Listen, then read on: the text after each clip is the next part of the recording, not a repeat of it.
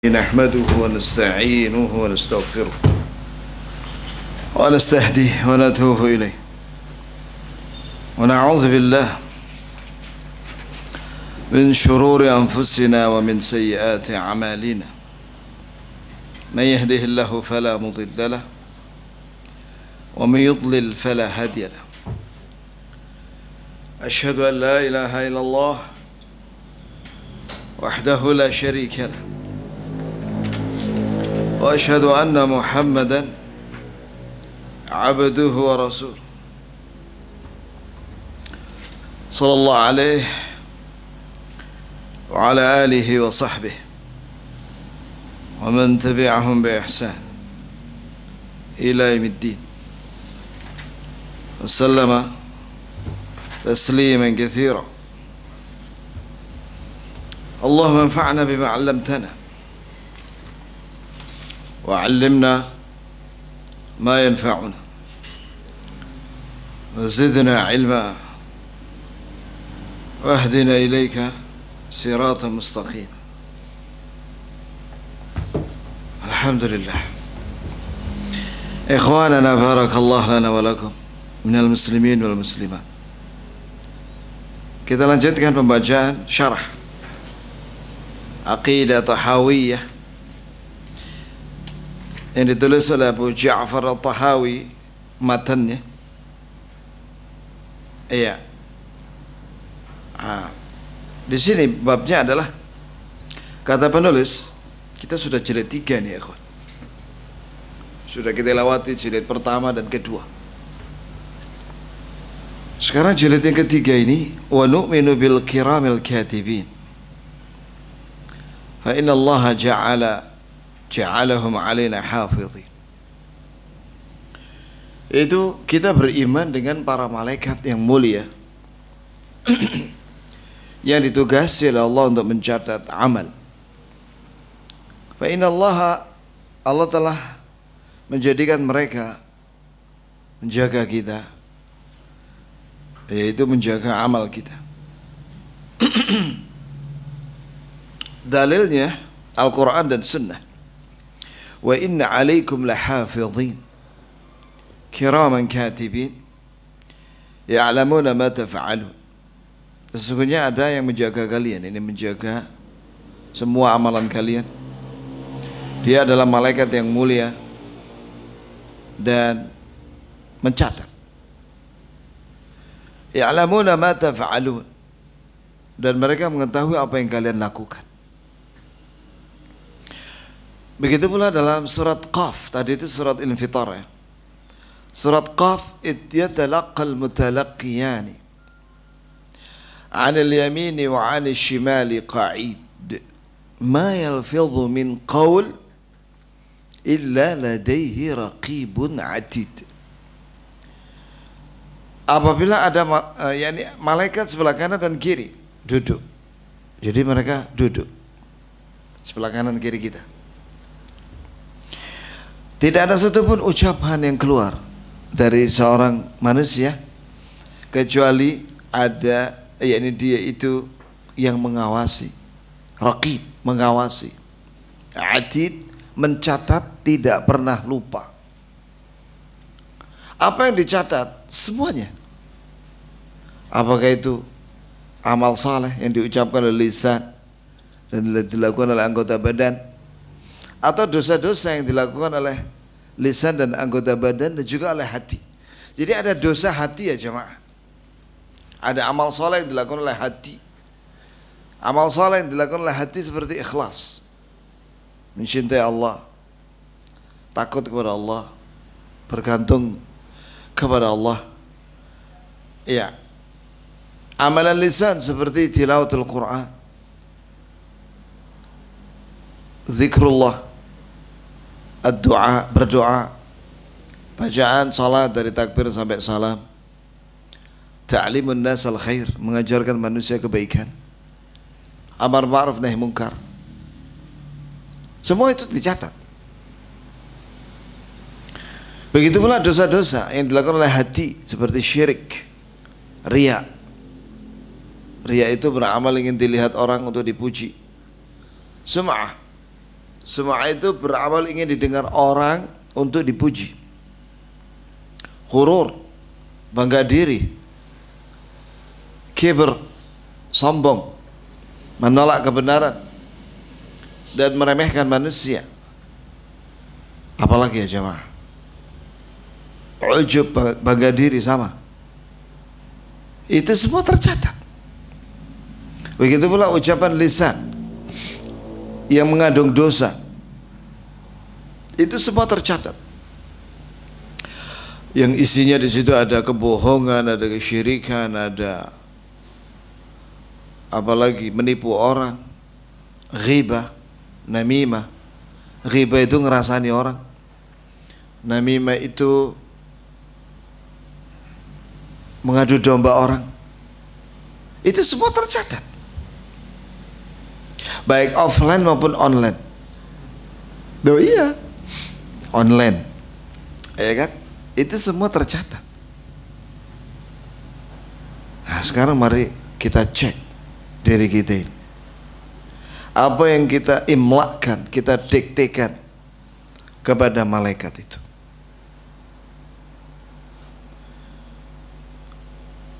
Kemudian ayat lain surat Ar-Ra'd ayat 11, lahu mu'aqibatun min baini yadayhi wa min khalfihi yahfazunahu min amrillah. Itu ada malaikat yang ada di depan dan di belakang, menjaga, mereka menjaga manusia itu dari perintah Allah. Maksudnya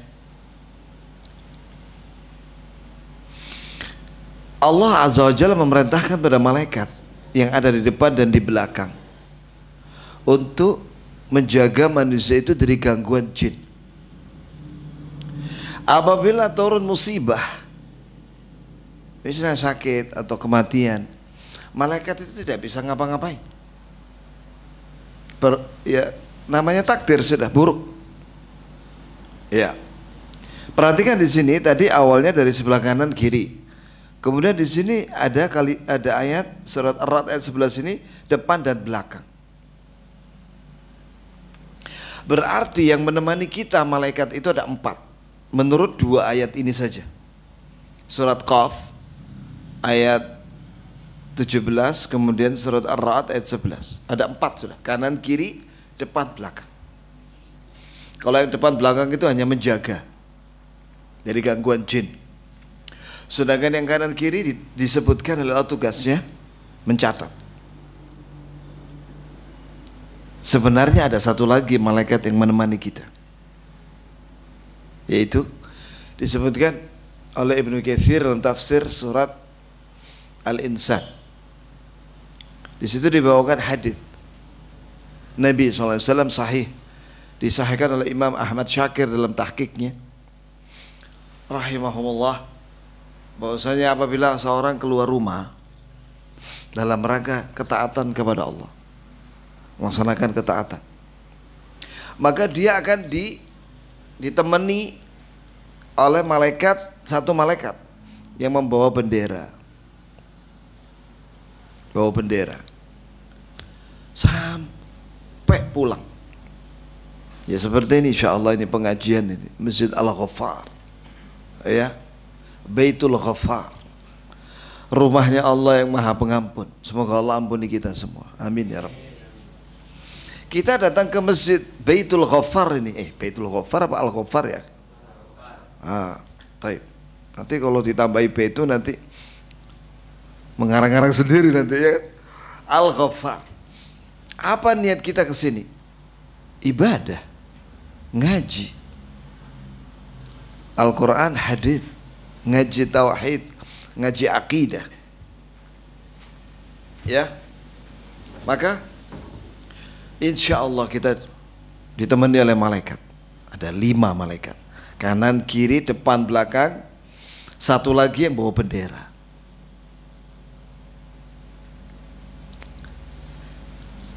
Baik. Kemudian surat Zukhruf ayat 80. Am yahsabuna anna la nasma'u sirrahum wa najwahum. Bala wa rusuluna ladaihim yaktubun. Apakah orang-orang munafik menyangka bahwa kami tidak mendengar percakapan rahasia dan bisik-bisik mereka? Bala, bahkan kami mendengar. Perhatikan ya ikhwan, Allah mendengar apa yang kita ucapkan. Walaupun itu sir dengan bisik-bisik, itu bedanya apa? Kalau sir, seorang mengucapkan suatu kalimat sendirian yang didengar oleh telinganya saja, seperti sholat duhur, asar, sholat sirriyah.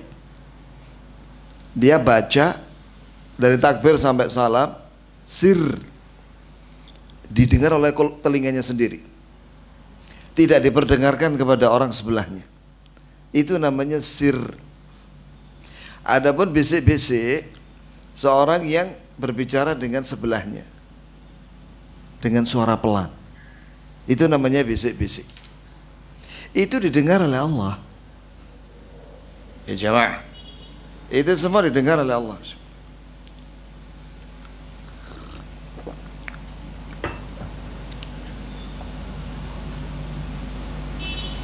Begitu pula kalau kita berdoa dengan suara pelan, itu didengar oleh Allah dan dikabulkan oleh Allah Azza wa Jalla. Wa rusuluna ladaihim yaktubun, dan para utusan kami yaitu malaikat mencatat apa yang mereka bisik-bisikkan dan apa yang mereka ucapkan dengan sir.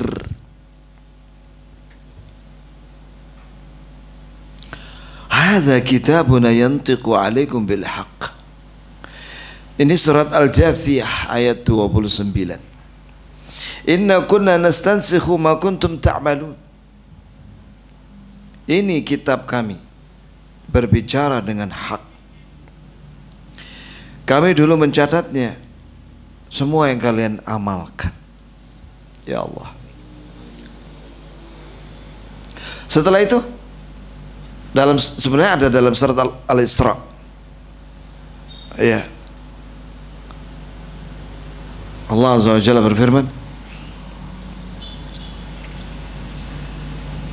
wa kullu insanin alzamnahu ta'irahu fi 'unuqi wa nukhriju lahu yawmal qiyamati kitaban yalqahu manshura. Iqra kitabak kafa bi nafsika al-yawma 'alayka hasiba. Wa alzamnahu ta'irahu fi 'unuqi. Ini kami lilitkan kitab itu, kitab catatan amal itu di lehernya pada hari kiamat setiap orang. Wa nukhriju lahu yawmal qiyamati kitaban yalqahu manshura. Dan kami jadikan itu kitab yang di leher itu menjadi sebuah kitab yang bisa dibaca. Iqra kitabak. Bacalah kitab amalmu itu masing-masing. Cukuplah bagi setiap orang yang menghisap dirinya masing-masing. Ini menghitung amalnya masing-masing. Ya jemaah, mari kita bertobat kepada Allah.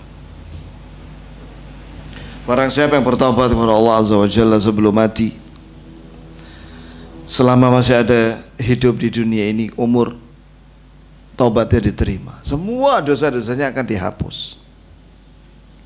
Sebagaimana Allah Azza wa Jalla berfirman dalam surah Az-Zumar ayat 53, Qul ya ibadiyalladzina asrafu ala anfusihim la taqnatu min rahmatillah inna Allah yaghfiru dzunuba jami'a innahu wal ghafurur rahim. Katakanlah wahai Nabi, bahwa Allah Ta'ala berfirman, wahai hamba-hambaku yang banyak berbuat dosa, janganlah kalian berputus asa dari rahmat Allah, sungguh Allah mengampuni semua dosa. Sungguh Allah mengampuni semua dosa bagi yang minta ampun. Nastaghfirullah wa natubu ilaih. Innahu wal ghafurur rahim. Sungguh dia maha pengampun lagi maha sayang kepada orang yang bertobat.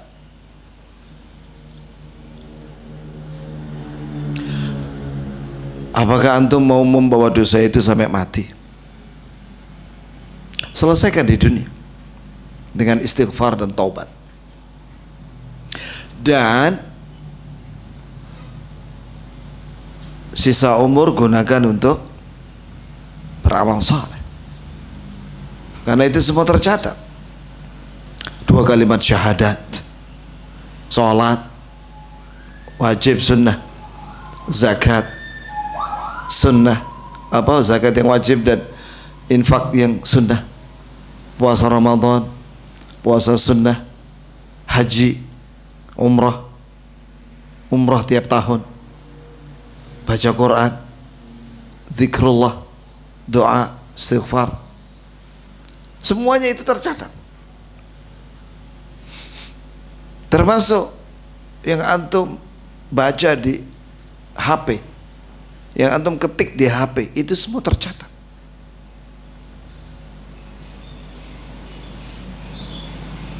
Baik.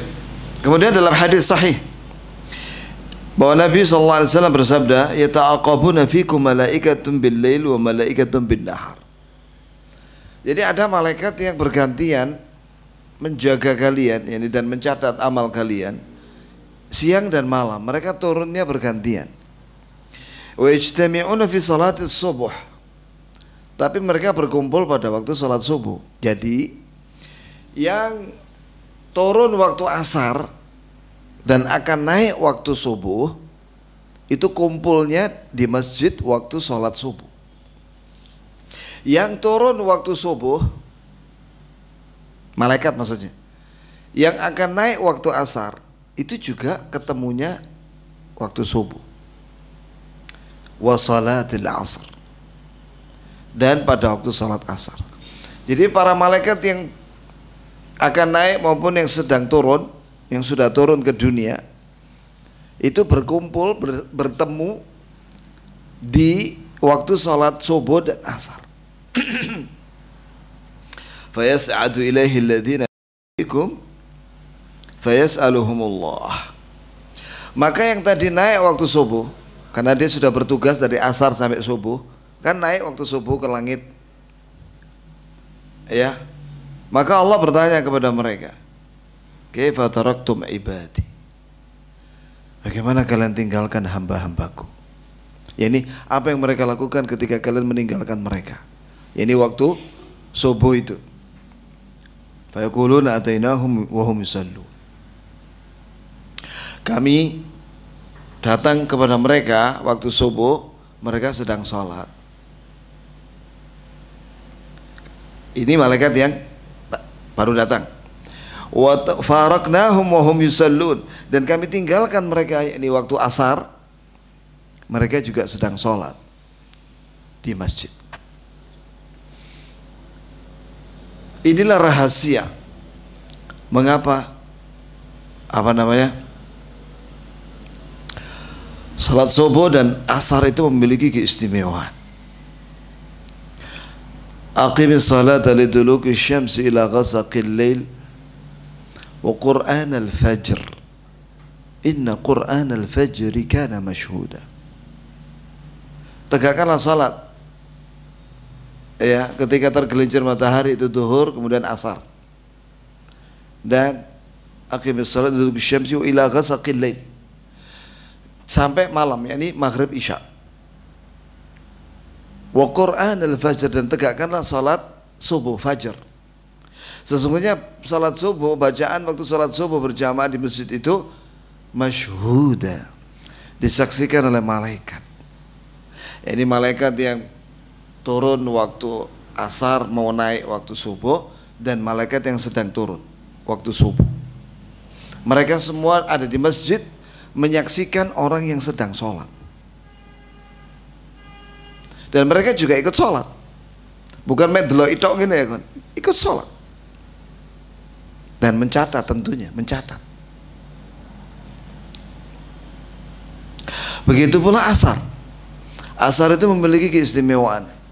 Hafidhu ala salawat was salatil wusta wa qumu lillahi qanitin. Jagalah salat 5 waktu dan jagalah salat wusta. Apa salat wusta dia jemaah? Asar. Wa qumu lillahi qanitin. dan tegakkanlah salat bersama orang-orang yang berdiri, yaitu salat berjamaah. Man taraka salat al-'asr faqad habita 'amalu. Siapa yang meninggalkan salat asar sengaja tanpa uzur, hapus amalnya. Kalau misalnya ya Allah, naudzubillah, ya, misalnya ada seorang di jauh sana pulang kerja shift malam, pagi-pagi mendapati keluarganya meninggal semua, rumahnya terbakar habis. Sedih nggak ya? Sedih, pasti. Apalagi kalau seorang ketika mati mendapati amalnya dibatalkan oleh Allah. Kenapa? Karena dia meninggalkan sholat asar. Itu lebih ngeri lagi itu. Nasallahu salamat al-afiyah. Dalam hadis yang lain, inna ma'akum man la yufariqukum illa indal khala' wa indal jima' fastahyuhum wa akrimuhum. Kata Rasulullah SAW, sesungguhnya bersama kalian ada malaikat yang tidak pernah meninggalkan kalian kecuali dua kondisi. Ketika sedang buang hajat, kencing atau BAB, maka malaikat tidak ikut menemani masuk. Wa indal jima', dan ketika jima' suami istri, maka malulah kalian dengan malaikat itu, kanan kiri depan belakang itu, dan muliakanlah mereka. Gimana cara memuliakan malaikat? Hasan al-Basri, seorang tabi'i, ulama tabi'in, meletakkan parfum di sini, sama di sini. Ditanya sama muridnya, kenapa kau letakkan minyak wangi itu di situ? Aku ingin malaikat yang mendengarkan bacaan Qur'anku, mereka senang dengan bacaanku, karena wangi. Sini kan wangi, harum. Sebab Nabi dalam hadis lain menyatakan, innal malaikata tata'adza kama yata'adza banu Adam. Malaikat itu tidak senang dengan bau yang tidak sedap, sebagaimana manusia tidak senang dengan bau yang tidak enak. Oleh karena itu, orang yang makan bawang mentah jangan masuk masjid. Dan yang semisal dengan bawang mentah seperti apa ya kawan? Pete mentah dan jengkol mentah. Tapi kalau misalnya pengen makan itu, dimasak dulu sampai berkurang baunya. Ya tetap bau, tapi sudah berkurang jauh. Ya, jelas ya jemaah. Pernah ada seorang senengannya makan bawang mentah di zaman Nabi SAW, sehingga bau badannya itu bau bawang. Saat masjid Nabawi, Nabi bilang sama dia, keluarkan dia sampai ke sana, ke kuburan sana. Disuruh ke Baqi' sana, kuburan. Jangan mendekati masjid kami kalau selesai makan bawang mentah. Kenapa? Karena baunya nggak sedap, mulutnya maupun badannya. Oleh karena itu ya jamaah, mari kita jaga kebersihan kita. Makanya Rasulullah SAW menyatakan, laula an asyukka ala ummati la amartuhum bisiwak ma'a kulli wudu' inda kulli salat. Sekiranya tidak memberatkan umatku, aku perintahkan umatku untuk bersiwak. Tahu antum bersiwak itu apa? Bergosok gigi pakai siwak. Lah kalau nggak punya siwak, ya pakai odol lah, ya. Setiap wudu ketika mau sholat. Bahkan Rasulullah SAW itu sering kali bersiwak. Bukan hanya ketika wudu, ketika masuk rumah, ya, ketika selesai baca Quran. Pokoknya ketika perubahan bau mulut, sikat gigi. Itulah Rasulullah SAW. Mengapa? Yes, untuk menghargai ini malaikat ini. Karena mereka itu dalam sebuah riwayat, ketika seorang muslim itu sedang sholat, misalnya sedang sujud, malaikat itu meletakkan kepalanya itu di dekat kepalanya dia untuk mendengarkan bacaan. Nah kalau dia gosok gigi kan wangi toh, apalagi dikasih parfum. Inilah Islam. Jagalah kebersihan dan pakailah parfum. Murah kok parfum itu saiki. Murah, ono sing wangi, bau melati itu. Ya kan? Oleskanlah setiap mau ke masjid di sini. Sama di sini. Karena malaikat senang dengan bau yang harum. Imam Malik kalau setiap mau pengajian, maka beliau mandi. Iya. Bahkan juga dalam hadis dianjurkan kita untuk mandi kalau mau Jumatan, betul nggak? Ya sudah itu. Kenapa? Karena orang kalau Jumatan ada di masjid itu kumpul dengan orang banyak. Dan dicatat oleh malaikat semua amal solehnya.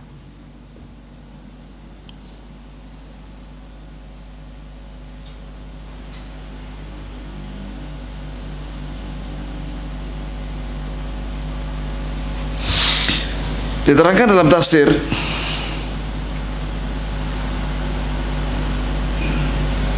di sini ya ikhwan, itnani 'anil yamin wa 'anil shimal. Ada dua malaikat kanan dan kiri. Yaktubanil a'mal. Mereka mencatat amalan semuanya. Sahibul yamin yaktubu al-hasanat. Malaikat sebelah kanan mencatat yang amal soleh. Wa sahibul shimal yaktubu sayyi'at. Yang sebelah kiri mencatat dosa-dosa. Wa malakan akharan yahfadhanuhu wa yahrusanihi, yahfadhanihi wa yahrusanihi, menjaga dan melindungi. Wahid bin waraihi, satu di belakang, wa wahid amamahu, satu di depan. Melindungi dari apa? Dari gangguan jin.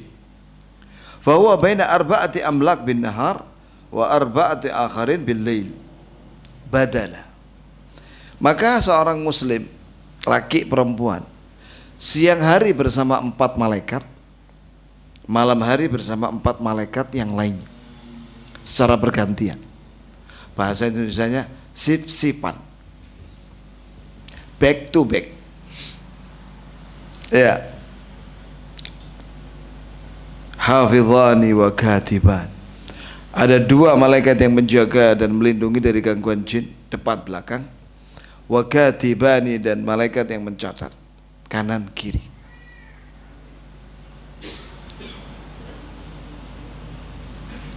Ibnu Abbas menafsirkan ayat yahfadunahu min amrillah, yang menjaga dia dari perintah Allah, maksudnya malaikat yahfadunahu min baini yadayhi wa min khalfi, itu malaikat yang ada di depan dan belakang.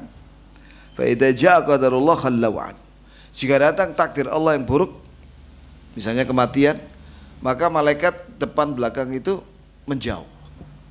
Karena sudah ada takdir yang buruk menimpa orang itu, atau musibah misalnya, kecelakaan, naudzubillah dzalik.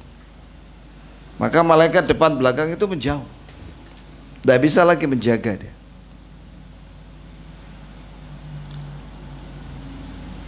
Dan itu semua atas perintah Allah.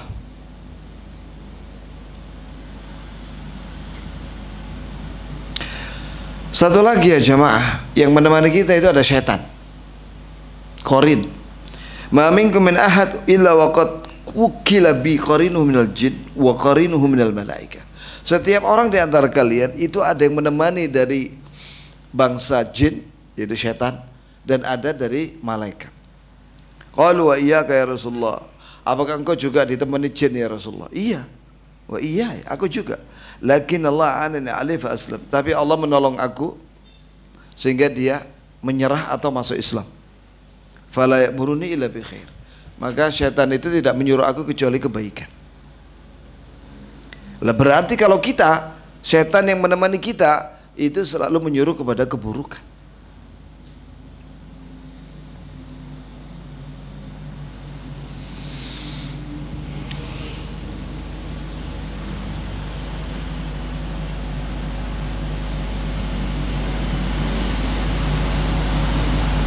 Baik.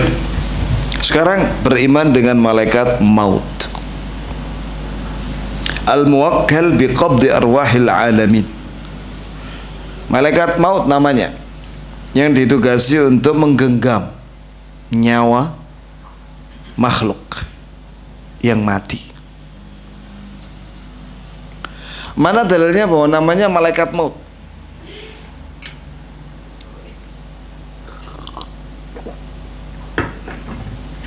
Dalilnya Al-Quran, surat As-Sajdah ayat 11. Qul yatawaffakum malakul mauti alladhi wukkila bikum thumma ila rabbikum turja'un.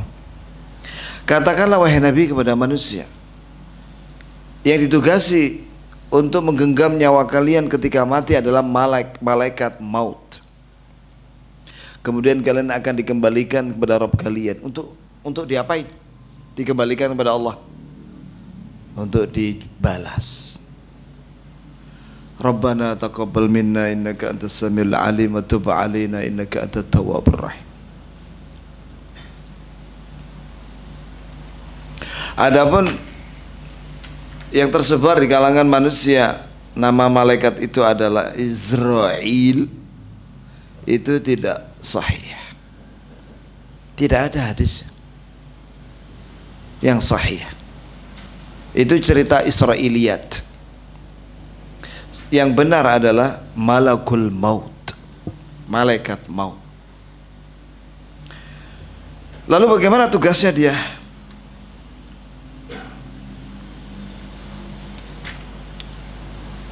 Tugasnya malaikat ini disebutkan dalam hadis sahih dari Al-Bara bin Azib. Idza aqbala al-mu'min al-akhirah wa adbara min ad-dunya atahu malakul maut idda ra'si. Apabila seorang mukmin mau menuju alam akhirat, karena alam kubur itu salah satu bagian daripada alam akhirat. Mengapa? Karena di alam kubur itu sudah ada balasan. Iya, sudah ada nikmat kubur dan siksa. Maka dia dinamakan awwalu manazilil akhirah. Tempat tinggal yang pertama akhirat itu alam kubur. Ketika seorang mukmin mau menuju alam akhirat dan meninggalkan dunia, datanglah malakul maut, malaikat maut, dan dia duduk di samping kepalanya. Makanya ada sebagian video orang-orang yang mau mati itu, dia nolanya begini, karena ada malaikat sebelah lagi duduk di samping kepalanya sih. Itu malaikat maut. Kemudian datanglah rombongan malaikat rahmat. Mereka membawa kain kafan dari surga dan harum-harum dari surga. Lalu apa yang diucapkan oleh malaikat maut? Ayyatuhan nafsut thayyibah, wahai nyawa yang baik, ukhruji ila maghfiratin wa ridwan min rabbikum. Wahai nyawa yang baik, keluarlah kamu menuju ampunan dan ridha Rabbmu. Maka keluarlah nyawa itu dengan mudah. Ya, persis seperti air yang keluar dari ceret. Keluar gitu ya. Begitu dia keluar langsung digenggam malaikat. Itulah yang dimaksud dengan qabd al-arwah. Qabd begini. Qabd begini. Digenggam begini nyawa oleh malakul maut, malaikat maut. Begitu digenggam oleh malaikat maut, langsung diberikan, diserahkan kepada rombongan malaikat rahmat dan diletakkan di kain kafan itu yang harum, di dalamnya ada parfum. Setelah itu dibawa naik ke langit, harum baunya. Makanya kadang-kadang ada mayat itu baunya harum ya, bau kasturi. Seperti yang ada video di Gaza itu ya, terang-terangan itu. Sampai orang-orang itu megang badannya begini, terus dipegang mayat itu, dipegang-pegang begini, terus dicium, harum. Kulitnya itu harum, kasturi. Padahal orang itu sedang tidak mau pakai parfum ketika mau meninggal itu, karena dibunuh sama Yahudi. Dan itu bukan sekali dua kali, sering. Kemudian kita mengimani aja deh ya. Setelah itu dibawa ke langit yang pertama sampai ke-7, tentunya izin dan diizinkan untuk masuk ke pintu langit pertama, kedua, ketiga, keempat sampai ke-7. Nah, sampai ke langit ke-7 diperintahkan oleh Allah rombongan itu untuk membawa lagi nyawa itu ke jasad. Di mana? Di alam kubur. Begitu diletakkan di jasad itu, hiduplah dia di alam kubur. Bukan di kuburan loh ya, di alam kubur, alam barzakh. Kemudian datanglah dua malaikat, Munkar Nakir namanya. Ada sebenarnya 5 pertanyaan, tapi ada riwayat lain minimal 3 pertanyaan. Tapi pertanyaan yang tambahan itu 2 itu hak, sahih. Pertanyaan yang pertama, siapa Robmu? Ini siapa Rob yang kau sembah di dunia? Di sini pentingnya ngaji tauhid supaya kita mengenal Allah. 2, siapa nabimu? Ini siapa nabi yang kau ikuti di dunia? Tentunya ini menunjukkan pentingnya belajar sunnah Nabi. Kemudian yang ketiga, madinuk, apa agamamu? Yani apa agama yang kau amalkan di dunia, yang kau yakini kebenarannya. Di sini menunjukkan pentingnya kita mempelajari Islam dan mengamalkannya. Pertanyaan yang keempat, ada lagi pertanyaan yang keempat, malladzi bu'itsa fikum, yani apa yang dibawa oleh Rasul yang diutus pada kalian tuh? Jawabannya adalah Al-Quran. Al-Quran dan Sunnah tentunya. Setelah itu, apa yang kau lakukan terhadap Al-Quran dan Sunnah itu? Qara'tu fiha wa amiltu bima fiha. Aku membaca dan mengamalkannya. Jelas ya jemaah? Itulah peristiwa ketika seorang muslim mati. Dia berhasil menjawab pertanyaan itu. Rabbku Allah, Nabiku Muhammad sallallahu alaihi wasallam, agamaku Islam, dan yang dibawa oleh Nabi Muhammad Al-Quran dan hadis, dan aku mempelajarinya dan mengamalkan. Ini buktinya kita lagi belajar. Penting ngaji ini. Jangan ditinggalkan ngaji. Pengajian duha, pengajian maghrib, pengajian ba'da subuh,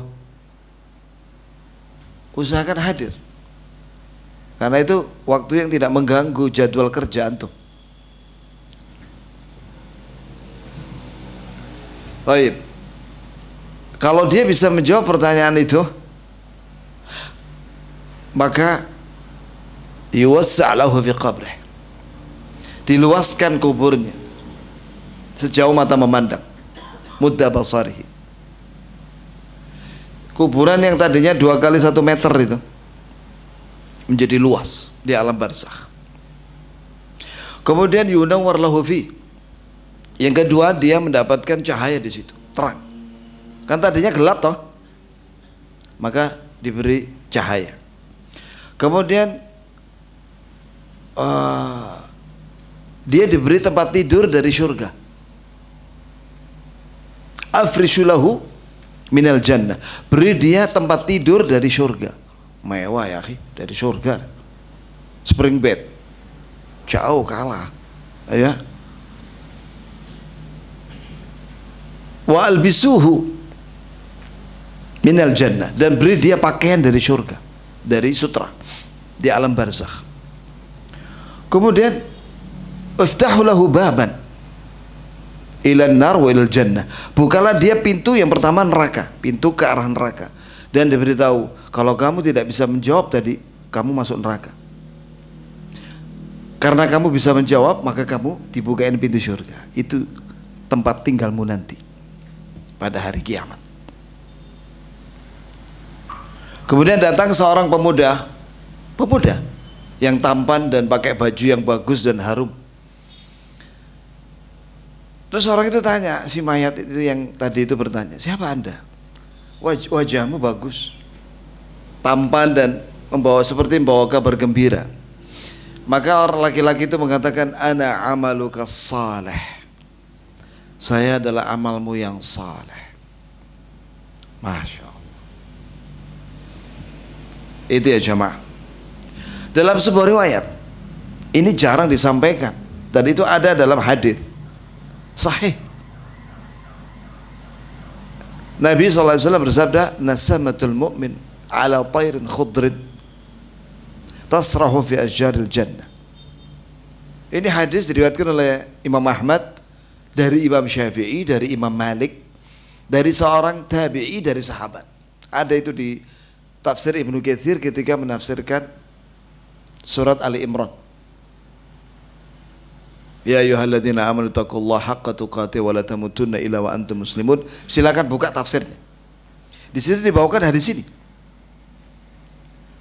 Nyawanya orang muslim ketika dia di alam barzakh itu dibawa oleh burung atau berubah menjadi burung hijau yang terbang di surga, makan buah-buahan, minum di situ. Itu di alam barzakh. Nyawanya diizinkan masuk surga. Coba perhatikan betapa dekatnya alam barzakh dengan surga. Hanya dengan pintu saja bisa masuk rohnya orang mukmin. Adapun badannya nggak boleh, kan belum hari kiamat. Badannya belum. Dikomentari oleh Syekh bin Utsaimin hadis itu. Hadis itu menunjukkan bahwa apabila orang mukmin itu mati, dia mendapatkan rezeki di alam barzakh dari makanan surga, nyawanya terlebih dahulu yang menikmati. Wa badanuhu taba'a, sedangkan badannya mengikuti. Maksudnya mengikuti, ikut menikmati lezatnya setelah itu. Beda dengan di dunia. Antum kalau makan pecel di dunia, pecel masya Allah, ada kerupuknya, ada peyeknya, ada mendolnya. Yang pertama kali merasakan lezatnya pecel itu apa? Lidah, badan kita. Waruh taba'a, nyawa mengikuti. Setelah itu, kalau setelah mati di alam barzakh, nyawanya dulu yang makan-makan, badannya ikut menikmati setelah itu. Allahu Akbar. Ini kabar gembira ya jemaah.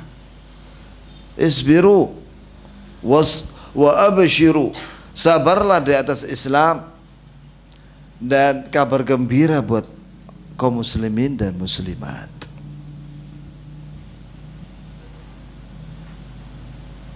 Kemudian jemaah sekalian,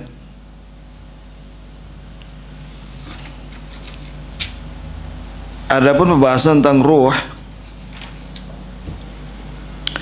Allah Azza wa Jalla berfirman, wa yasalunaka 'anir ruh qulir ruhu min amri rabbi wa ma utitum minal ilmi illa qalila. Mereka bertanya kepadamu tentang ruh, katakanlah ruh itu urusan Rabbku, kalian tidak diberi ilmu tentang ruh kecuali sedikit. Begitu pula kalian tidak diberi ilmu tentang agama ini kecuali sedikit. Dan juga perkara gaib tidak diberikan kecuali sedikit. Ruh adalah makhluk yang Allah ciptakan, yang apabila bertemu dengan jasad maka hiduplah jasad itu. Ya. Mirip seperti kabel.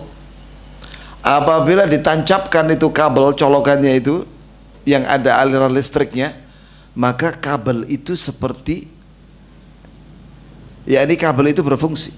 Antum kalau punya HP ngecas, casnya itu dicolokin di mana? Di listrik. Apakah antum melihat itu aliran listrik mengalir di kabel itu? Antum lihat di mata? Tidak. Tapi antum yakin bahwa itu ada aliran listrik. Buktinya ada dua. Yang pertama, itu HP-nya nyala itu, bergerak itu baterainya, prosentasenya. Yang kedua nyetrum. Kabel itu kalau dipegang ya kawan, nyetrum. Oh berarti ada sesuatu itu. Aliran listrik di kabel yang kita tidak melihatnya dengan mata kita. Begitu pula ruh, mirip seperti itu. Ada di dalam tubuh kita, tapi kita nggak ngelihat. Yang kedua, roh ini bisa keluar masuk dengan cepat. Bisa keluar masuk dengan cepat. Allahu yatawaffal anfus hina mautiha.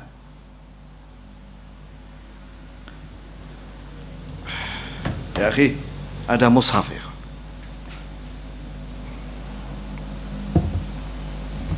Az-Zumar ayat 42.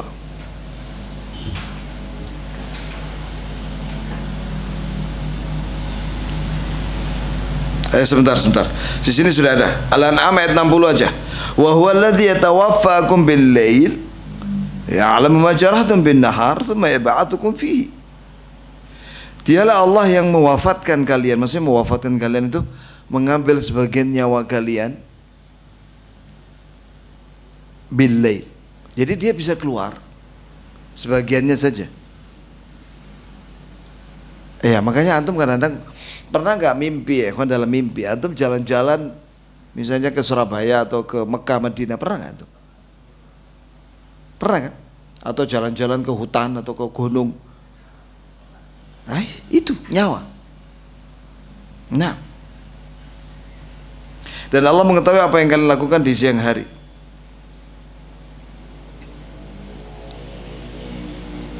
Nah, ketika mati itu nyawa berpisah sementara melalui proses tadi itu. Kemudian ketika dia sudah dikubur di alam kubur, di kuburan, maka nyawanya segera digabungkan lagi untuk menjawab pertanyaan malaikat mungkar nakir. Adapun orang kafir, azab. Malaikat mungkar nakir mengadab orang kafir. Ketika ditanya 5 pertanyaan itu nggak bisa jawab. La adri. Aku tidak tahu. Maka dipukul dia dengan mitraqah. Mitraqah itu adalah alat pemukul. Kalau bahasa Jawanya pentung, ya. Allah alam bagaimana gedenya, karena dalam hadis disebutkan pentungnya malaikat mungkar nakir itu jika dipukul ke gunung itu hancur. Bagaimana kalau dipukulkan ke kupingnya orang kafir itu? Semuanya mendengar sekitarnya kecuali manusia dan jin. Pernah ada seorang di Amerika atau di Australia bawa burung yang bisa berbicara menirukan ucapan manusia. Itu burung apa ya? Lupa saya. Burung beo atau burung yang satunya lagi. Nah itu dia. Dibawa ke kuburan Kristen. Awalnya dia ngikuti apa ucapan si yang pemilik burung itu. Begitu dia masuk kuburan langsung diem dia, karena mendengar teriakan-teriakan. Sampai di tengah, tiba-tiba dia lihat ke bawah si burung itu, dan dia berteriak-teriak ketakutan, menirukan suara orang-orang disiksa di situ. Karena burung itu bisa mendengar. Kalau manusia dan jin nggak bisa dengar. Wallah, kalau kita bisa mendengar suara orang disiksa kubur, apa yang terjadi. Nggak nikmat kita hidup di dunia. Nggak ada orang senang-senang. Ya, mau kemana? Ke pantai. Oh, di situ no bekas kuburannya orang Belanda. Sing nyemplung di kono. Bengok-bengok di kono. Dan hikmahnya juga kalau misalnya ketahuan bisa mendengar suara teriakan, nanti keluarganya malu karena anggota keluarganya disiksa kubur. Ya kan sedih ya. Ketika setiap berkunjung teriak-teriak, dikunjungi teriak-teriak terus. Akhirnya nggak ada orang ziarah kubur, takut.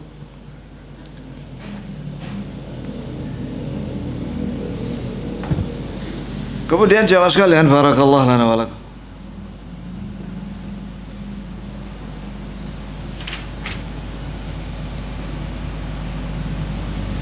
Wa bi'adzabil qabri liman kana lahu ahla. Dan kita mengimani siksa kubur bagi yang berhak mendapatkan siksa itu. Ya ikhwani, makanya kita berlindung kepada Allah dari siksa kubur setiap salat. Allahumma inni a'udzubika min adzabi jahannam wa min adzabil qabri wa min fitnatil mahya wal mamat wa min syarri fitnatil al-masih ad-dajjal. Ya Allah, aku berlindung kepadamu dari siksa neraka jahannam dan dari siksa kubur dan dari fitnah dunia dan kematian dan dari fitnah keburukan fitnah al-masih ad-dajjal. Dalil yang menunjukkan ada siksa kubur, Allah Ta'ala berfirman dalam surat Ghafir ayat 45-46, wa haqa bi ali fir'auna su'ul azab an-naru yu'raduna 'alaiha ghuduwwan wa 'ashiyyan wa yawma taqumu as-sa'ah adkhilu ala fir'aun ashaddal 'adzab. Mari kita renungkan ayat ini. Dan tentara Fir'aun, ya ikhwan, antum tahu berapa jumlahnya tentara Fir'aun? 1 juta.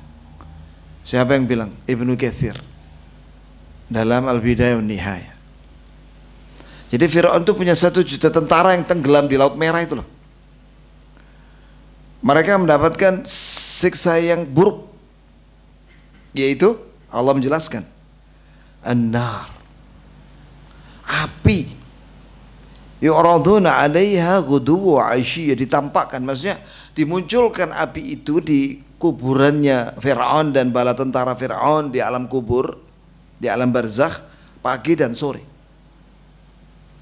Dibakar pagi dan sore.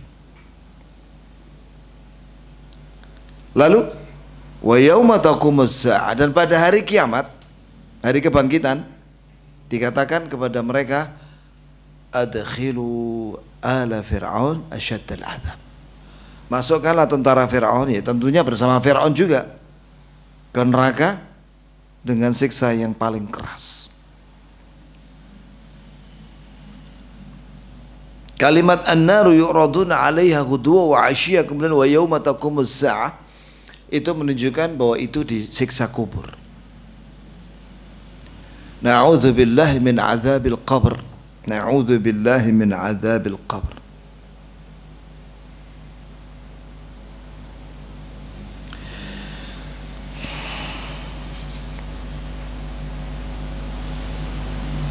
Di dalam kitab At-Tadhkirah karya Imam Al-Qurtubi diterangkan siksa kubur itu bermacam-macam. Tadi itu ya, mitraqah, pentungnya malaikat yang dipukulkan di kanan kiri, telinganya orang kafir. 2 api, ini dalilnya. Yang ketiga ada lagi ular. Ular ya, yang menggigit dia di alam barzakh. Yang keempat yaitu dijepit oleh kuburan di alam barzakh sampai remuk tulang rusuk kanan kirinya. Begitu ya jemaah. Kata Rasulullah SAW, Al-qabru imma raudha min riyadil jinan wa imma hufra min hufarin niran. Alam kubur itu bisa jadi dia adalah taman dari taman surga atau jurang daripada jurang api neraka. Sampai kapan? Sampai datangnya kiamat. Saya mau tanya antum. Antum kalau misalnya umrah. Antum mau pilih hotel bintang 5, Clock Tower, Zam-Zam, itu yang tengah-tengah yang paling tinggi itu, Grand Zam-Zam, yang ada jamnya itu. Enak wis iku, makannya prasmanan 3 kali sehari. Atau antum kalau umrah pengen di bintang 2, posisi apartemennya itu bukan hotel, apartemen itu di bukit-bukit Gunung Batu. Kalau mau ke apartemen itu melewati bebatuan gunung menanjak gitu. Mau pilih yang mana tuh? Di situ di Mekah selama 10 hari. Antum milih di Grand Zam-Zam bintang 5 atau bintang 2 10 hari. Kok gak jawab sih antum? Bintang 5 lah ya kan?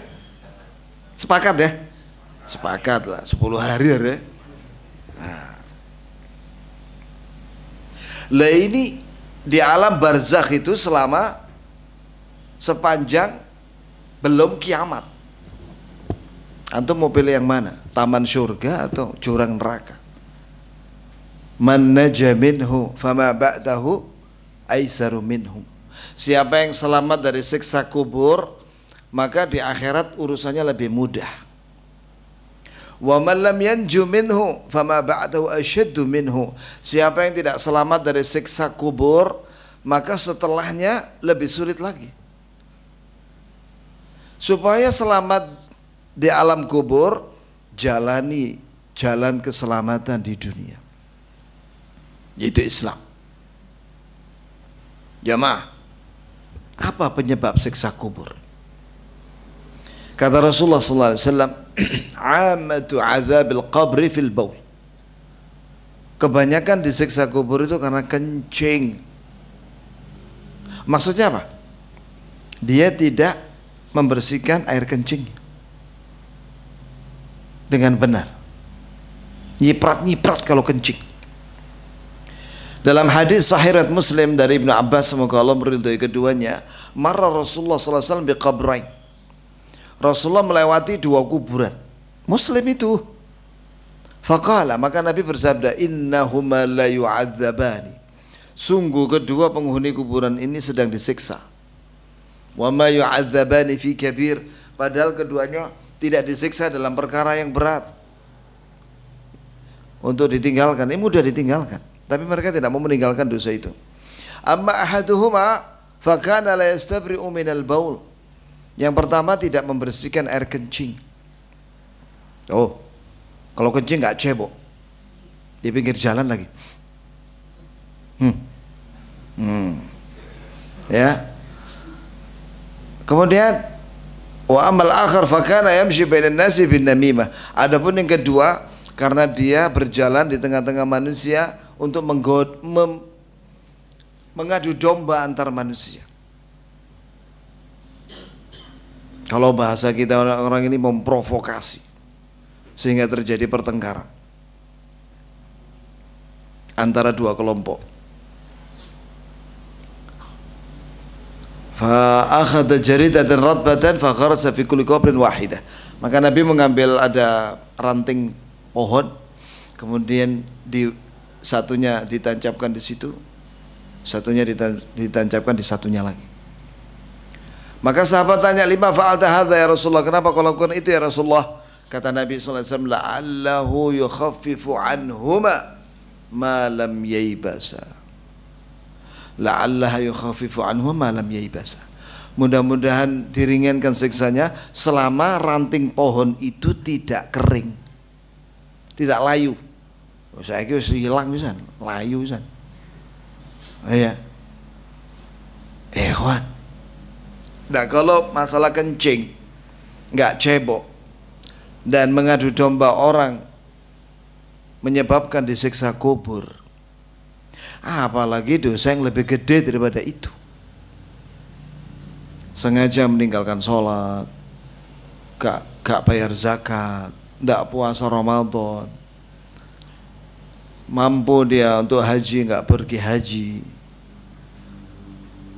mengerjakan larangan, dosa-dosa besar, molimo, maton, mateni, apalagi mabuk, main, modar, ya. Tapi dia masih hidup. Banyak maksiat yang tak modar sudah dia pingsan, tapi dia masih hidup. Ah itu dia. Nasallahu alaihi wasallam. Jambir ya kan.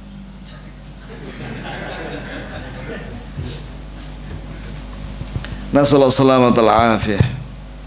Ada pertanyaan nggak ya kan? Ada Ustaz.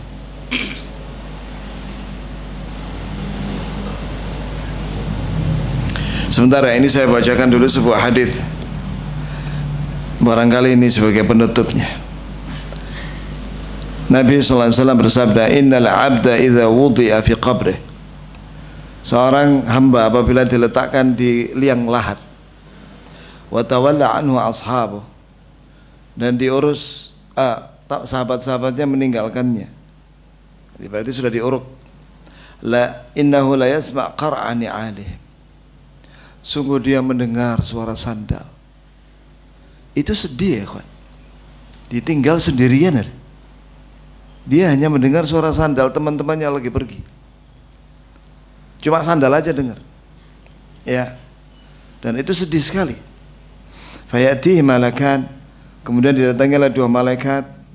Fayuq'idanihi, kemudian malaikat menyuruh dia duduk. Jadi awalnya kan baring-baring dia kan. Menghadap ke kanan kan. Itu disuruh duduk, itu dalam barzakh. Fayaqulani lahu, dan dikatakan kepada orang itu, ma kunta taqul fi hadzal rajul. Apa yang kau ucapkan tentang laki-laki itu? Itu Muhammad sallallahu alaihi wasallam. Fa amal mu'min fayaqul asyhadu annahu Abdullah rasuluh. Adapun orang mukmin muslim, dia akan mengatakan, aku bersaksi bahwa dia adalah hamba Allah dan utusannya. Fayaqul lahu undur ila maq'adik minan nar. Maka dikatakan kepada dia, lihatlah itu yang tempat dudukmu di neraka itu. Abdalakallahu bi maq'ada minal jannah.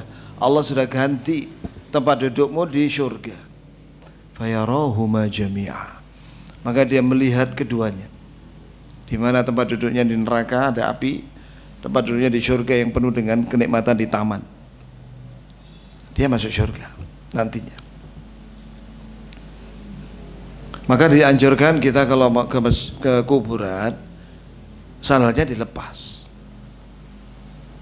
Karena orang saudara kita yang meninggal itu sedih karena kita tinggal. Dia mendengar suara sandal srek, apalagi sandal kempiak itu, ya kan? Klotak gitu ya kan. Nah, maka jangan pakai sandal. Itu sunnah. Mari kita semua akan mengalami ini. Dan tahun 2124 semua yang ada di Masjid Al-Ghaffar ini sudah di bawah tanah. 100 tahun lagi antum masih hidup kah? Kayaknya enggak deh. Ya ada yang 60, 70, 80 dikirim sudah ke kuburan. Siap-siap. Asyhadu an la ilaha illallah wa asyhadu anna Muhammadar Rasulullah. Ada pertanyaan kah, akhi? Ada Ustaz. Ayo silakan. Pertanyaannya agak banyak Ustaz. Alhamdulillah. Ustaz mau bertanya terkait fenomena khodam. Fenomena apa? Khodam Ustaz. Khodam ya. Apakah khodam ini adalah setan yang menemani kita? Istilah khodam itu adalah istilahnya dukun. Tidak ada dalam Al-Quran dan Sunnah bahwa para nabi atau para rasul termasuk Rasulullah Muhammad SAW dan para sahabat memelihara jin yang mereka namakan khadam. Bahkan dalam perang Badar sekalipun, perang Badar yang Nabi sangat membutuhkan bantuan ya, dari Allah, Nabi tidak minta kepada khadam atau jin yang menemani beliau saat itu. Tapi Nabi SAW berdoa kepada Allah sampai selendangnya jatuh. Iya, turunlah malaikat. Ittastaghithuna rabbakum fastajaba lakum. Ketika kau beristighatsah kepada Rabb kalian, minta bantuan dalam perang itu, perang Badar. Iya. Maka Allah kabulkan doa kalian. Maka Allah menurunkan malaikat. Ada ayat 3,000, ada 5,000, 5,000 malaikat turun. Allah tidak menyuruh kepada jin muslim untuk membantu Rasulullah dalam perang. Enggak ada riwayat jin ikut perang bersama Rasulullah, enggak ada. Berarti apabila ada seorang memiliki jin peliharaan yang mereka namakan khadam, itu sebenarnya adalah perbuatannya dukun, dan itu syirik. Kenapa? Karena jin itu tidak akan membantu, jin korin itu ya, tidak akan membantu manusia kecuali dia minta syarat. Dan itu sudah disampaikan oleh para dukun-dukun itu yang sudah ditangkap sama aparat Saudi Arabia. Dan ada videonya, antum klik aja video dukun yang ditangkap di Saudi, itu ada videonya. Dia melakukan ritual penyembahan terhadap khadam, jin korinnya itu, atau selain korin, mungkin temannya korin-korin, wallahu alam. Yang kedua, ini yang penting sekali ya untuk disampaikan. Syekh Al-Albani mengatakan, orang yang meruqyah, orang yang kesurupan, jangan banyak tanya sama jin. Olah apa sering jinnya diwawancarai? Mana kamu? Kayak wawancara dengan apa? Di podcast itu. Lah apa? Jin diajak bicara. Kata Syekh Al-Albani, itu perbuatannya dukun atau menyerupai dukun. Kita nggak usah banyak ngobrol sama jin. Buat apa? Tapi kalau misalnya antum seorang pendakwah, kemudian ada jin yang ingin belajar agama seperti zaman Nabi SAW, maka Nabi menyampaikan Al-Quran kepada mereka, dan mereka hadir di pengajian-pengajian sahabat. Jin-jin itu ya, maka bagus. Tapi kalau antum bukan seorang pendakwah, buat apa mencari-cari jin? Kayak kurang kerjaan aja. Apalagi ada istilah mereka, jin minta tumbal, jangan dikasih, jangan dikasih. Itu menyesatkan dari jin, supaya orang itu musyrik. Karena tumbal itu syirik, mengorbankan sesuatu kepada selain Allah untuk mendapatkan sesuatu dari jin-jin itu. Jelas ya jemaah?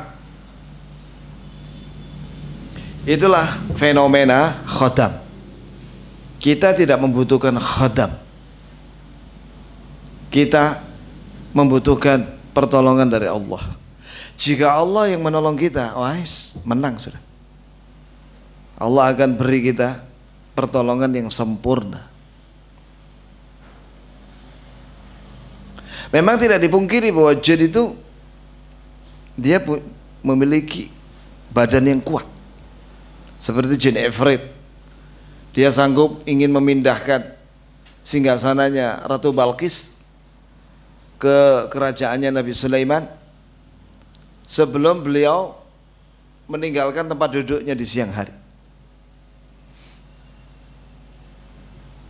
Tapi ada seorang soleh yang mengatakan, saya bisa biidznillah ya, memindahkan singgasananya Balqis itu lebih cepat daripada sebelum kerdipan mata. Ternyata dia berdoa dengan asma'ullahil a'zam. Siapa yang membawa itu akhirnya? Apakah dia? Bukan, malaikat. Ketika minta sama Allah untuk memindahkan arsy itu singgasananya Balqis, maka Allah perintahkan malaikat untuk memikul arsy itu dengan cepat, kerdipan mata, tarfata ain. Masya Allah, makhluk Allah itu sangat kuat.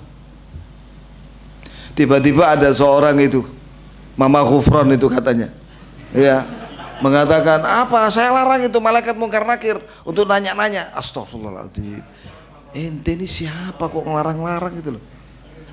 Nabi loh, gak ada yang berani ngelarang-larang. Lah kok Wanyi itu ngelarang-larang. Terus dia juga katanya, nanti saya akan larang itu malaikat Zabania untuk menyiksa murid-murid saya di neraka. Ini orang paling ngawur sudah dari Indonesia ini. Malu kita. Untung aja dia gak bisa bahasa Arab. Bahasanya itu dari kata-kata bahasa Arab dicampur-campur, tapi tidak ada maknanya, bukan kalimat sempurna. Ya kalau misalnya bahasa Indonesia misalnya, karena kemudian karena kemudian itu ini, nggak ada maknanya belas. Heran nih kok ono sing percaya ngono.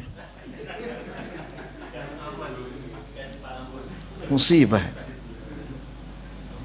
Dan orangnya kuasar ya, kan mesu-mesu bareng. Iya di video.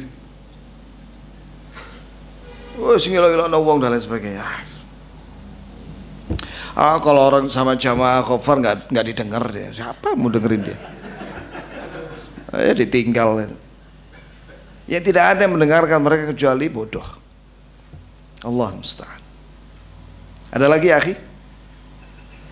Pertanyaan berikutnya, bagi wanita untuk membuat malaikat senang harus memakai apa?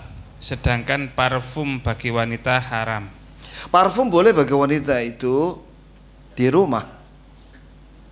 Di rumah boleh. Boleh. Yang nggak boleh itu kalau keluar rumah pakai parfum yang baunya itu kemana-mana. Iya.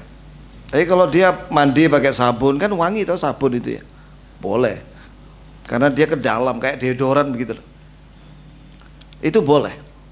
Tapi yang dilarang itu parfum yang baunya itu bisa dicium dari jarak 20 meter. Apalagi keterpa angin itu ya, sampai 50 meter itu kebauan. Nah, yang seperti itu nggak boleh ya. Itu ya. Jadi boleh dia pakai parfum di rumah. Untuk suaminya kan boleh. Iya. Begitu pula ketika dia sholat, dioleskan parfum itu di bawah bibir bawah dan di lehernya sebelah kanan dan kiri. Ya, lagi. Pertanyaan berikutnya, betulkah seseorang yang akan meninggal itu didatangi arwah keluarga, ayah, ibu, anak, misalkan yang sudah meninggal di sekelilingnya? Karena saat itu ketika adik saya meninggal, dia bilang siapa itu di belakang sampean. Padahal saat itu saya tidak ada siapapun di belakang saya. Kemudian berapa lama malaikat maut datang sebelum manusia meninggal? Misalkan 1 hari, 1 jam, atau berapa sebelum meninggal?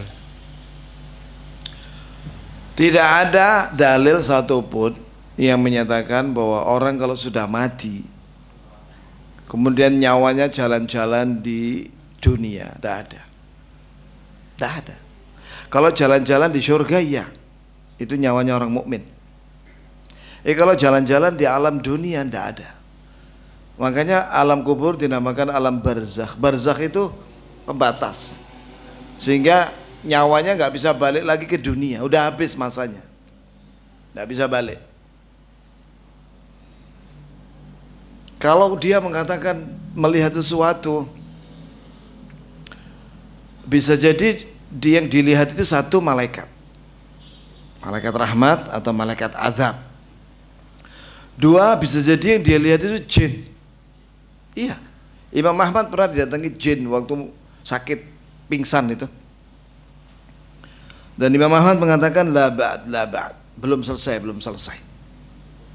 Ketika dia bangun dari pingsannya, ditanya sama putranya, wahai Abi, kenapa kau tadi mengatakan belum selesai?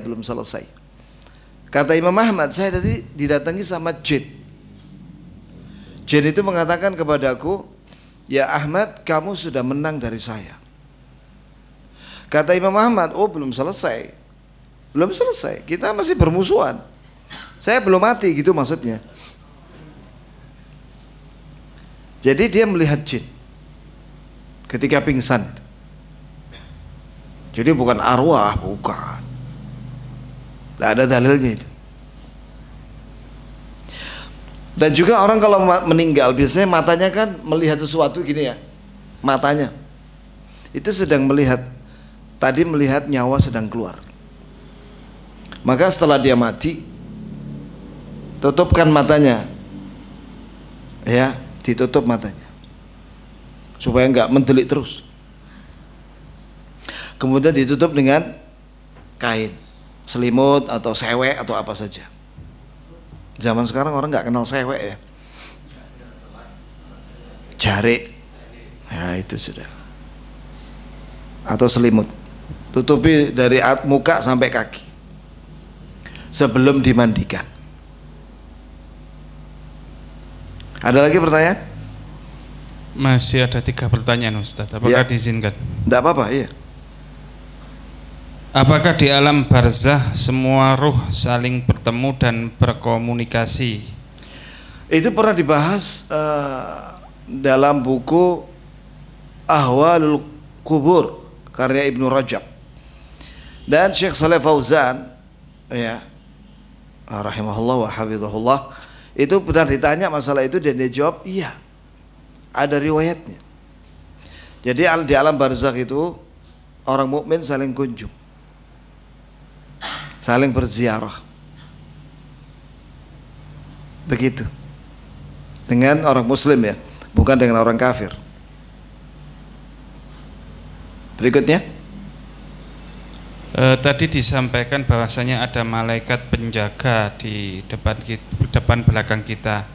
Kenapa masih ada orang yang bisa kesurupan jin, Ustaz? Nah, itulah yang dimaksud dengan takdir. Jika datang takdir musibah yang buruk, maka malaikat depan belakang itu menjauh. Ya ikhwani, saya tadi malam membaca tentang Aisyah radhiyallahu anha kena sihir, disihir oleh budaknya perempuan. Kenapa? Ya karena dia ingin membunuh Aisyah radhiyallahu anha supaya dia bisa bebas dari perbudakan. Dikomentari oleh pensyarahnya di situ, riwayat itu dalam Sahih Adabul Mufrad. Dalam penjelasannya, syarahnya di situ menunjukkan bahwa orang soleh pun bisa kena sihir. Begitu pula Rasulullah pernah kena sihir. Dia disihir oleh Rasulullah SAW, disihir oleh Lubaid bin A'sam al-Yahudi. Lah kalau Rasulullah SAW dan Aisyah pernah kena sihir, apalagi kita? Maka perbanyaklah zikir, tilawatil Quran, jangan lengah, dan berlindung kepada Allah dari godaan syaitan, dan sering mendoakan keluarga. Apa doanya? A'idzukum bikalimatillahit tammat min kulli syaitanin wa hamma min kulli ainin lamah. Itu doanya. Aku lindungkan kalian kepada Allah min kulli syaitanin wa hamma, dari godaan syaitan dan setiap makhluk yang ingin berbuat jahat, wa min kulli ainin lamah, dan dari mata yang tercela, yaitu yang dengki. Karena mata orang itu bisa bikin sakit orang yang dilihat sama dia.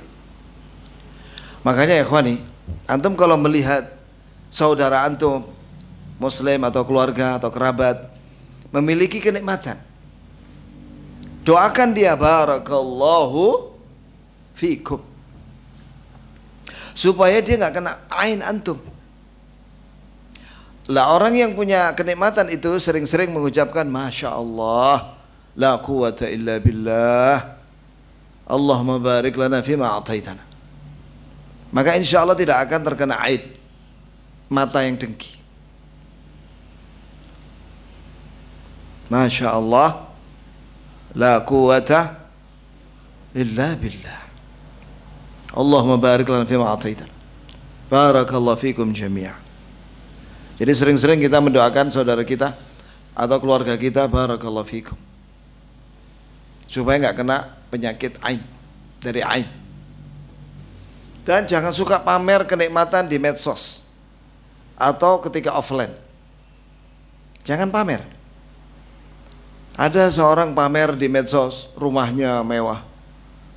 Beberapa hari berikutnya dia bikin status rumahnya kebakaran, rumahnya kena ain dia. Ada yang pamer anaknya yang lucu, anaknya yang kecil yang lucu. Beberapa hari kemudian dia bikin status video anaknya sedang opname. Maka jangan suka pamer kenikmatan. Kenikmatan itu digunakan untuk ibadah dan disyukuri. Alhamdulillah, Masya Allah, la quwata illa billah, Allahumma barik lana fima a'taitana. Yang terakhir, ada lagi? Terakhir Ustaz. Kalau orang yang berbuat dosa sudah bertobat, apakah masih mendapatkan siksa kubur? Nah, kalau sudah tobat dari semua dosa, taubat dan nasuha dengan syarat-syaratnya, ya nggak disiksa lagi. Tobat itu kalau dengan Allah ada 3 syaratnya. Yang pertama, menghentikan dosa itu sekarang. 2, menyesal. 3, bertekad tidak mengulang di masa mendatang. Ini dosa yang berkaitan dengan Allah. Kalau berkaitan dengan manusia, kalau berkaitan dengan harta, kembalikan hartanya. Pernah misalnya ada orang korupsi 271 triliun misalnya, ya kembalikan itu. Ya apa caranya embo? Ya. Kalau riba itu ada 2 macam. Ada riba yang orang yang dighibahi nggak tahu, maka nggak perlu minta maaf. Tapi pujilah di mana kau mencelanya, di majelis yang kau pernah menghibainya. 2, doakan dia semoga diampuni oleh Allah. Tapi kalau dighibahi itu dengar, ya minta maaf. Minta maaf. Saya suka orang kita ini, kebiasaan kita orang Indonesia, sambutan nih, sambutan apapun itu, mohon maaf. Nah, itu bagus itu. Mohon maaf jika ada salah, berarti dia minta dimaafkan. Itu kebiasaan yang baik. Mohon maaf dengan segala adab apabila ada kekurangan. Itu bagus itu. Karena kita ini semua ada kekurangan. Ya kan? Panitia pernikahan, apalagi sambutan hatta mewakili mempelai pria dan wanita. Mohon maaf, lu seneng kan orang Indonesia itu kan? Nah, itu bagus itu. Tawadhu itu. Minta maaf. Dia mengakui bahwa dia banyak kekurangan. Baik yang diingat maupun dia nggak ingat. Ada orang mau meninggal sakit, dia bilang tolong dimaafkan saya kalau ada salah. Itu bagus. Bagus itu. Jadi setiap orang baca, oh ya sudah saya maafkan. Iya. Jadi kalau sudah minta maaf sama Allah, taubat, ya nggak disiksa lagi lah. Karena sudah dihapus dosa-dosanya. Alhamdulillah. Kita akhiri dengan kafaratul majlis. Subhanakallahumma bihamdik, asyhadu an la ilaha illa anta astaghfiruka wa atubu ilaik. Assalamualaikum warahmatullahi wabarakatuh.